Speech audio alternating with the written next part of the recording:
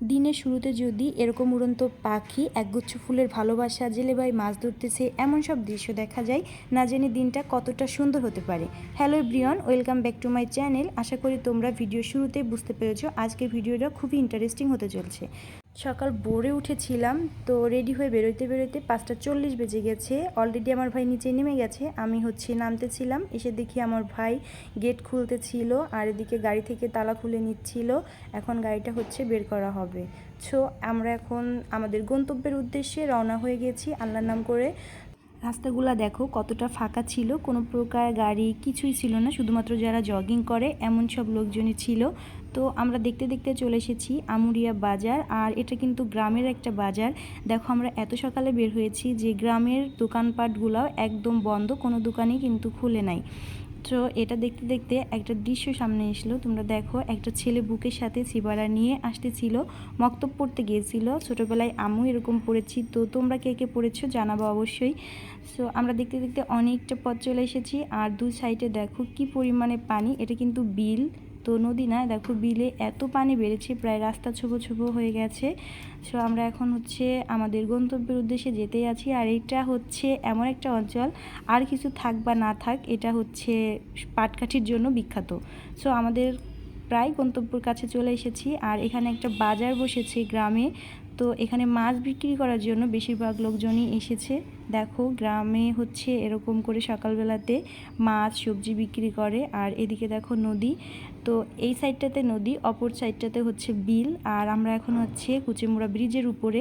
আর ব্রিজের উপরে ডিওজি সাহেব বসে এই গ্রামের মানুষের সমস্যাগুলো নিয়ে খুব ভাবনা চিন্তায় পড়ে আছে। সে কীভাবে সমাধান বের করবে এটারই চেষ্টা করতেছে। যাই হোক, আমরা আমাদের গন্তব্যে কিন্তু পৌঁছে গিয়েছি। এখন আমরা হাতের ডান দিকে যাব। এটা একটা আগে কাঁচা রাস্তা ছিল, সো এই রাস্তাটা সুন্দর করা হয়েছে। রাস্তার দুই সাইডে গাছ, আর এই বট গাছটা আমি ছোটোবেলা থেকেই দেখে আসতেছি। সো এই রাস্তাটা আর এইখানের ভিউটা এতটা সুন্দর, তোমরা না দেখে বিশ্বাসই করতে পারবে না। তো আমরা এখানে এসে দাঁড়িয়ে পড়েছি। আর দেখো তোমাদেরকে একটা জিনিস দেখাই, এটা ডোঙ্গা, এটা টিনের ডোঙ্গা। সো আমি এখানে এসেই কিন্তু পানির দিকে এগিয়ে যাচ্ছিলাম, কারণ আমি এখানে এসে আমার মামাকে খুঁজতেছিলাম যে দেখা যায় কি না। তো আমি আমার মামাকে খুঁজতেছিলাম আর দেখতেছিলাম যে কোথায় দেখা যায়। সো আমি দেখেছি আমার মামাকে। এখন অপেক্ষার পালা যে মামা কখন আসবে। আর তোমাদের সাথে এখন আমি কিছু সুন্দর দৃশ্য দেখাতে থাকি। যেমন দেখো দুই সাইডে পানি, একদম পানির ভিতরেও কিন্তু গাছ আছে, দেখতেই পারতেছো। সো এই সাইডে নদী, অপর সাইডে বিল। আর এত পরিমাণে পানি বেড়েছে যে দেখলে তোমরা আশ্চর্য হয়ে যাবা যে এত পানি। আর পানির একদম কোলাহল শব্দ, সাথেই যে দেখো জেলে ভাই মাছ ধরতেছিল, মানে জাল টানতেছিল, সাথে পাখি উঠতেছিল, রং বেরঙের পাখি, মানে অনেক কালারফুল পাখি দেখা যাচ্ছিল। সো আমি সবগুলো তো ক্যামেরাতে বন্দি করতে পারিনি, যতটুকু পেরেছি এতটুকুই দিচ্ছি। তো দেখো কত পানি আর কি। আর এই যে দেখো একটা ছেলে সাইকেল চালায় যাচ্ছিল, এদিকে আমি কিছু ভিডিও নিচ্ছিলাম। তো এত সুন্দর জায়গা, মনে চাচ্ছিল না যে এখান থেকে আসি। আর গাছে ছিল হলুদ হলুদ ফুল, এত সুন্দর লাগতেছিল। আর সকালবেলা একদম ঠান্ডা ঠান্ডা বাতাস আর পানির একটা শব্দ, সব কিছু মিলিয়ে অসাধারণ। সো এই রাস্তায় যদি প্রিয় মানুষের সাথে হাত ধরে প্রেম ফল খেতে খেতে গল্প করা যায়, তাহলে না জানি কতটা সুন্দর সময় কাটে। সো গ্রামের ভিতরেও কিন্তু সুন্দর সুন্দর জায়গা আছে যেখানে ঘোরা যায়, বাট নিরিবিলি একটা পরিবেশ। শহরেই শুধু যে এমন তা না, গ্রামেও কিন্তু এত সুন্দর সুন্দর জায়গা আছে, বাট সেটা খোঁজার দরকার যে কোথায় কোন জায়গায় আছে। তোমরা দেখো গাছে কি পরিমাণে ফুল, হলুদ ফুল, বাট জানি না কি ফুল, কিন্তু দেখতে অনেক অনেক সুন্দর। আর এদিকে দেখো একজন মাছ নিয়ে আসতেছিল মাথায় করে, একদম দেখো ডিশটা ধরেও নাই, একদম না ধরা অবস্থায় নিয়ে যাচ্ছিল। কি এক্সপিরিয়েন্স ভাবা যায়।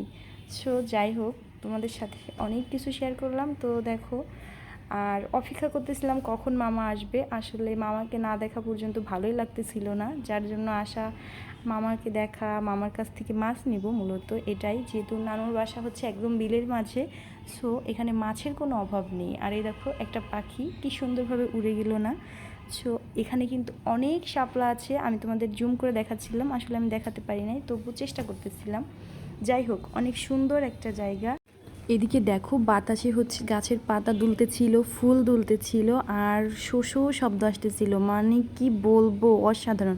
ভিক্ষার পালা শেষ করে এখন আমার মামা এসেছে, আর মামার সাথে বেশ কিছুক্ষণ গল্প করেছি, প্লাস মাছগুলোকেও নিয়েছি। আর মামার সাথে একগুচ্ছ হচ্ছে জাতীয় ফুলের ভালোবাসা দিয়ে আমাদের বিদায় দিয়ে দিল। তো আমরা চলে এসেছি বাসায়। এখন দেখো এই শাপলাগুলো এত পরিমাণে লম্বা ছিল, 5 ফুট 9 ইঞ্চি, তার থেকেও 1-2 হাত লম্বা, চিন্তা করা যায়। আর এদিকে দেখো আমি মাছ বের করে নিচ্ছিলাম। তো মাছগুলো যেহেতু আমি অনেক দূর থেকে এনেছি, যার কারণে মাছের প্রসেসিং আমার আগে করতে হবে। তো এখন আমি মাছগুলোকে কেটে ধুয়ে পরিষ্কার করে নেব। তো আজকের মতো এই পর্যন্তই। তোমরাও ভালো থেকো, আমি কাজে ব্যস্ত হয়ে যাই। আল্লাহ হাফেজ।